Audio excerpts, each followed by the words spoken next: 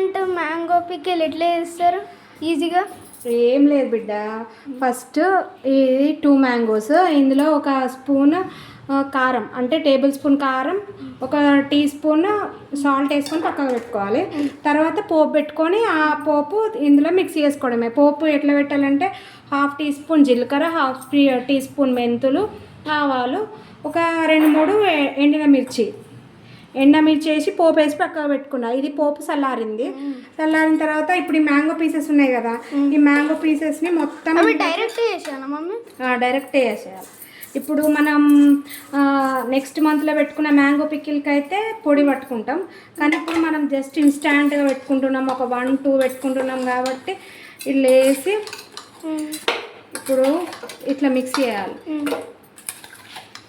Mixie వేసిన తర్వాత ఇప్పుడు ఇది మనకి ఈ రోజు తయారవుతుందా మళ్ళీ 1-2 డేస్ తర్వాత తయారవుతాం? ఇది ఈవినింగ్ వరకు మనం మంచిగా వేడి వేడి అన్నంలో వేసుకొని తినొచ్చు.